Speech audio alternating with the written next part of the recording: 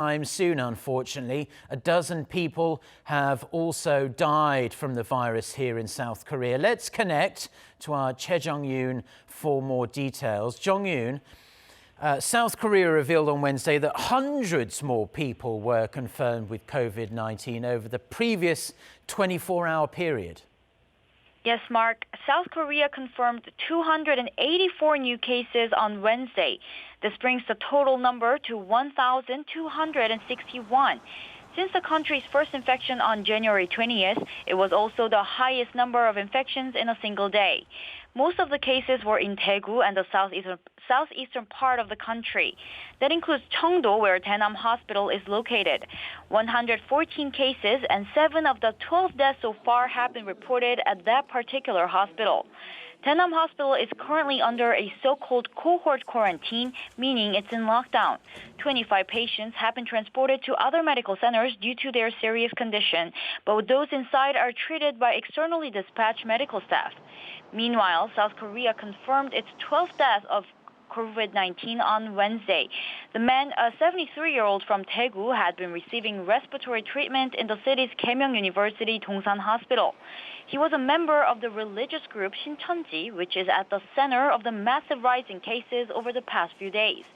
Out of all the infections in South Korea as of Wednesday morning, nearly 600 cases are related to this religion, accounting for around half of the total cases. Now, due to the rapid spread of the virus, Jaein, places where close contact between people, those places where it's impossible to avoid, have been shut down. How are things happening in that regard? Well, Seoul City has banned all assemblies scheduled to happen in the center of the city.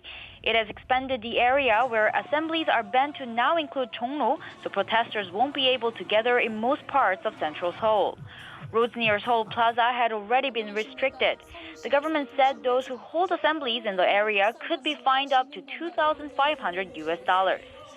Amid the spread of the virus, all 16 dioceses of the Korean Catholic Church have halted all masses. Such measures are a first in 236 years of the Catholic Church in Korea. The nation's railway operator Korail has also temporarily stopped lines that are mostly used by group tourists. The lines include the O train, which circles through central regions, and the S train that runs along the coast of southern parts. The number of national express buses to Daegu have also been cut as passenger numbers have plunged due to the outbreak there. Okay, Jaein, thank you very much for that information regarding what's going on here in South Korea. Now we're going to continue our coverage of the COVID-19 outbreak because it's not just affecting the US and South Korea, of course. France has reported its first citizen death due to the coronavirus. According to the health authorities there on Wednesday, the 60-year-old French man died in a Paris hospital, making him the second person to die from the virus in France. There are now 17 confirmed cases in that country. Brazil announced its first case of the coronavirus on Wednesday, the first time the virus has been reported in South America. Now, nearly 2 months after the first report in Wuhan, every continent in the world except for Antarctica has reported cases of the coronavirus. The World Health Organization has admitted the sudden rise in COVID-19 cases in South Korea, Italy and Iran is deeply concerning, but it is standing firm on its stance that the outbreak is not yet a pandemic. The WHO said for the first time on Tuesday, the number of newly confirmed cases outside of China surpassed the cases reported in China. 427 cases were confirmed in 37 countries, while China reported 411. Despite the concerning data, the head of the WHO said the world should not be too eager to declare a pandemic without a careful and clear-minded analysis of the facts. Now, the Chinese city of Weihai quarantined around 24 South Korean tourists for the past 2 days without giving any kind of heads up to Seoul at all. Japan has also decided to ban entry to anyone who has been in Daegu or its surrounding Gyeongsangbuk-do province within the past 14 days. They are the areas here in South Korea most affected by this outbreak, of course. South Korea, as you might expect, is not happy, accusing its neighbouring countries of taking overly excessive steps. Oh Jung-hee reports. On Wednesday, Seoul's foreign ministry called in for consultations the Chinese ambassador to South Korea, Shin Hai-ming, and the Japanese ambassador, Koji Tomita. This over the measures their countries have taken on travelers from South Korea. Weihai City in China's Shandong province announced Tuesday that it would isolate travelers coming from South Korea and Japan for 14 days. It did so without giving any prior notice to Seoul.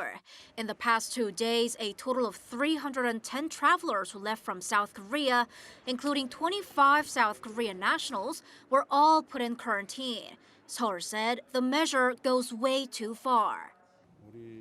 The measures taken by some local governments are not singling out South Koreans. A lot of Chinese nationals are also subject to them. We ask for your understanding. The Japanese ambassador to South Korea, Koji Tomita, was also called to the foreign ministry. This as Tokyo, starting Thursday, is banning the entry of foreigners who visited the South Korean city of Daegu and the surrounding Gyeongsangbuk-do province within the past 2 weeks. As of Wednesday, 17 countries, including Singapore, Vietnam, Iraq, and Israel, are denying entry to travelers coming from South Korea. 13 countries, including Taiwan, Thailand, and Kazakhstan, have stepped up quarantine measures on such travelers, isolating them or strengthening health checks. Oh Jung-hee, Arirang News. Now, faced with a shortage of protective face masks, the South Korean government has ordered manufacturers to supply masks to state-run or public retailers from as early as this afternoon. Manufacturers are required to release at least half of their daily output, or 5 million face masks, to retailers such as Korea Post, Nonghyop, and pharmacies. To prevent hoarding, each buyer will be limited to 5 masks. An additional 500,000 masks will be supplied to medical facilities and the Daegu Medical Association. In addition, a total of 5 million face masks will be distributed to the Daegu and its surrounding region over the next 5 days. Now, with the coronavirus outbreak here in the nation going on for well over a month now, many people here in South Korea are reaching for protective face masks before heading outside. People, of course, still wear them for the purpose of protecting their lungs from ultrafine dust, but now there's this extra reason. However, despite becoming somewhat of a social norm in South Korea over the years, some people still find them annoying and uncomfortable. Kan Hyung-woo tells us more on how to make your mask-wearing experience as comfortable and safe as possible. Wearing a mask is one of the simplest yet most effective ways to protect yourself from the coronavirus. But it's important to wear it properly. Let's take a look at how to put on, wear, take off, and throw away a mask in a way that prevents the spread of disease. The whole process begins before putting on a mask. Cleaning your hands with an alcohol-based hand rub or with soap and water is a must. The Korea Centers for Disease Control and Prevention recommends washing your hands under running water for at least 30 seconds. Once you're done washing your hands, grab a mask but don't touch the front side. Cover your mouth and nose with the mask and make sure there are no gaps between your face and the mask by adjusting the mask's shape. You should not touch the mask once it's on your face unless you're about to take it off. For those of you wearing glasses, putting on a mask might be quite annoying. Your glasses often get foggy as you breathe in and out. But if you fold the top 1 centimeter of the mask inward, that folded part blocks the air coming out of your nose and mouth. Or you could put a piece of tissue on the top part of the inside of the mask, as this has a similar effect. These 2 tips should help stop warm breath from fogging up your glasses. After you're done wearing the mask, Remove it using the loops around your ears. Try not to touch the front side of the mask while doing so. Throw it away in a bin with a lid, and don't forget to wash your hands afterwards. Here are more tips from the World Health Organization. Do not use a single-use mask more than once. A used mask could be infected even if you never touch the front side. Replace the mask with a new dry one when it becomes damp or humid. But above all, the WHO stresses that wearing a mask is only effective if it's combined with good hand hygiene. Kanyo, Arirang News. Amazing advice there from our Kan Hyang-woo, who definitely is a man who washes his hands very regularly, I'm sure. Now, 91 hospitals across South Korea have been designated as public relief hospitals, where sections have been divided between patients with respiratory illnesses and those without. Now, this move was made so that patients who don't have breathing issues can visit hospitals without having to worry about contracting the coronavirus. Jaein has this report. This is Myeongji Hospital in Goyang, Gyeonggi-do Province. Recently, a separate clinic was set up outside the hospital's main building to receive patients with respiratory symptoms, such as coughing and sore throat. Even if they didn't come into contact with the infected patient or show symptoms, those with a fever or respiratory issues will not be allowed inside. They will be treated at the public relief clinic. Myeongji Hospital is one of the 91 designated public relief hospitals set up throughout South Korea to prevent respiratory patients who may have contracted COVID-19 and general patients from crossing paths. Separating patients allows the general public to visit the hospital without having to worry about being exposed to the virus. Among the 91 hospitals designated as public relief hospitals, 4 are university hospitals, 68 are general hospitals, and 19 are clinics. However, those who have a recent history of traveling abroad or have been to Daegu or the Gyeongsangbuk-do province and show respiratory symptoms are sent to a different specialty area known as the selective clinic. Among the 91 public relief hospitals designated throughout the nation, 36 cater to such patients. In order to meet the growing demand, the government is looking to designate more public relief hospitals nationwide. Those who wish to find their nearest public relief hospital can visit the Ministry of Health and Welfare's website. Lee Seung-jae, Arirang News.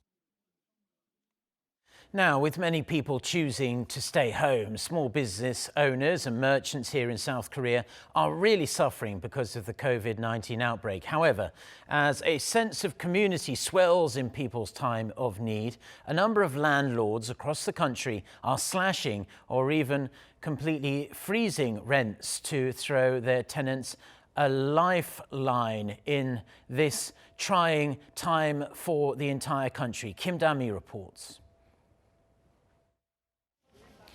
One of the busiest traditional markets in South Korea, Namdaemun Market, has never been this empty.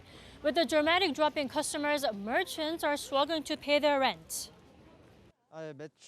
Sales have fallen to just 1/3, but the rent remains the same. We're dying. To lift that rent burden, landlords at Namdaemun Market have decided to lower their rent by 20% for the next 3 months. The lower rent will apply to almost 2,000 stores at the market. We need small merchants in order to survive. That means as landlords, it's our responsibility to take care of them. I am a landlord who is also a merchant. Merchants have to thrive in order for landlords to thrive. I lowered the rent for all of us to prosper and live together. For merchants who are grappling with the virus, such a decision at this time means more than anything. In such a difficult time, I hope all the merchants at Namdaemun Market get to enjoy the same benefits, not just us. The lowering of rents, in fact, originated in the city of Jeonju 2 years ago, when increased popularity had led to skyrocketing rents, so a group of landlords got together to lower rents at Jeonju Hanok Village. Landlords in the village are now offering an extra 10% off on top of the discount they've offered for the last 2 years. As of Tuesday, 190 landlords are lifting the rent burden from over 3,000 stores across the nation. Some landlords in Daegu, which has seen a large number of confirmed cases, have frozen rents during the store's closure period, and some are not even collecting rent. To encourage more landlords to follow suit, the government will soon announce benefits that recognize and reward the so-called kind landlords. The Ministry of SMEs and Startups is working with the Finance Ministry to provide incentives for those landlords offering rent discounts. Possible measures include providing landlords with tax credits of around 15 to 20%. In addition, the Ministry of SMEs is considering making it easier for more merchants and small businesses to get loans. Kim Dami, Arirang News. More than 200 medical professionals from all corners of South Korea are making their way to Daegu to help contain the coronavirus. In response, the government plans to provide economic compensation for those selfless volunteers. Kim Jaein has this report. Doctors and nurses from all across South Korea are heading to the southeastern city of Daegu to help test a large number of people there who might be infected. The Central Disaster and Safety Countermeasure Headquarters said on Wednesday that it's been recruiting volunteers since Monday. And as of Wednesday morning, more than 200 medical professionals have signed up to help people in Daegu get diagnosed and treated faster. A total of 205 people have applied as of 9 a.m. Wednesday morning, including 11 doctors, 100 nurses, 32 nurse assistants, 22 medical laboratory scientists, and 40 administrative staffs.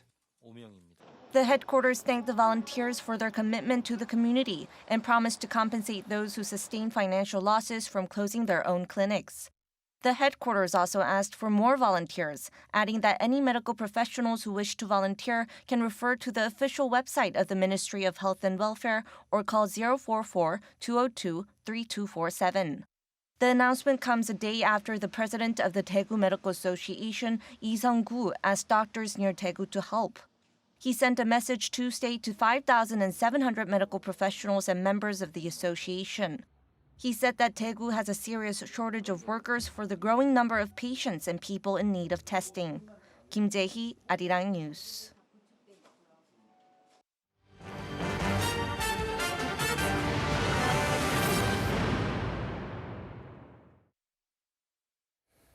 Now we have some news just coming in, and there was some speculation prior to this that the central bank would cut the benchmark interest rate, but the Bank of Korea has decided to keep it steady at 1.25% for February. This came during the central bank's February monetary meeting that was held this morning. The Bank of Korea has kept its key rate frozen since October of last year, when it hiked borrowing costs by 0.25 percentage points.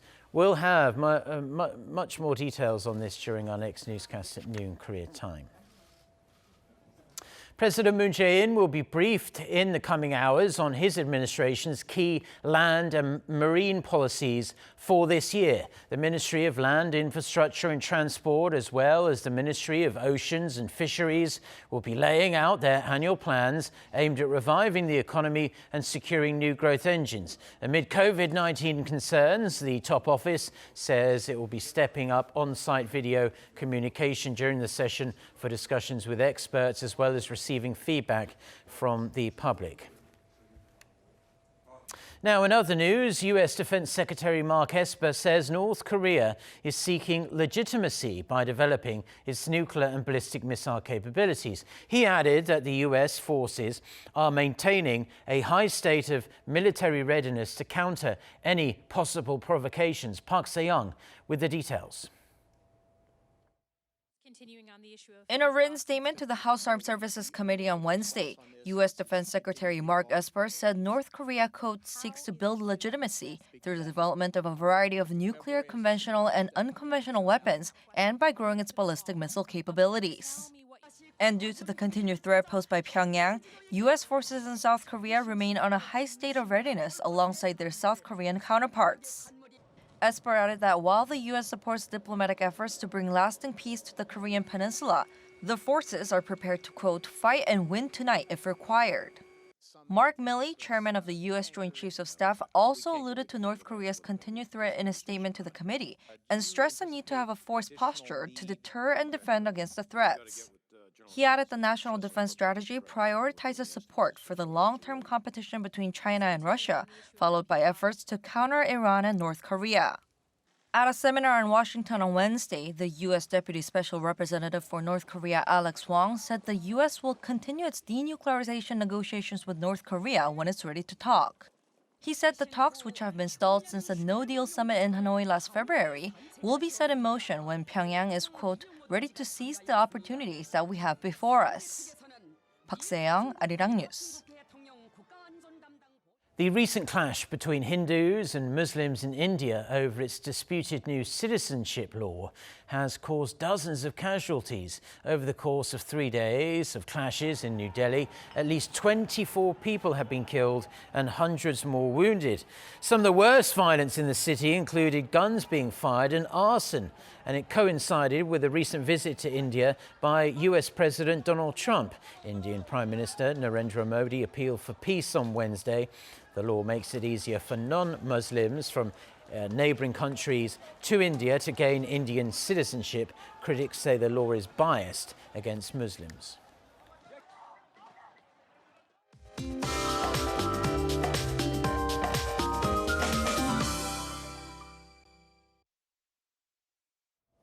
Good morning. Readings will be similar to yesterday for upper and central parts of the country. So a chilly morning will lead to mild highs. There will be wide temperature gaps across most of the country, so let's adjust accordingly. And daily highs will be a few notches lower for certain parts of the country. Daegu getting up to 10 degrees, Gyeongju only making it to 9 degrees Celsius this afternoon, while upper regions, including here in Seoul, will feel more like mid-March by the afternoon. And we will have bright skies along with normal to good air quality across most of the country. Meanwhile, a mix of rain and snow along the east coast and snowy mountainous regions of Gangwon province, which are under a heavy snow advisory, should be lifted soon. In fact, nationwide rain is in the forecast on Friday, and showers could linger through the weekend for central regions in Jeju Island, while readings could continue to fluctuate for the time being. That's Korea for you, and here's the international weather for viewers around the world.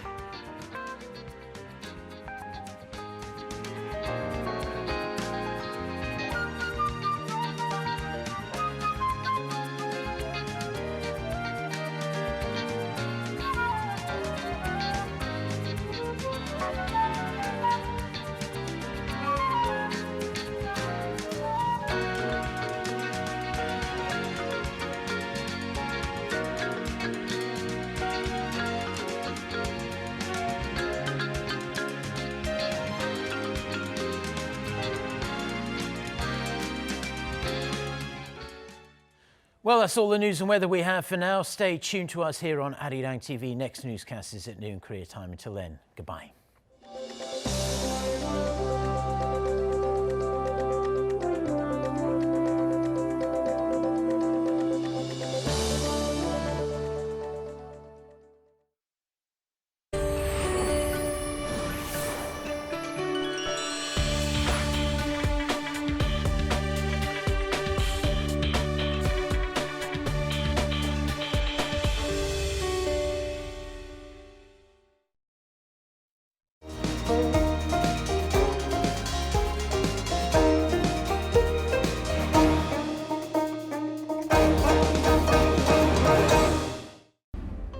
A rich, flavorful broth made from ox bones.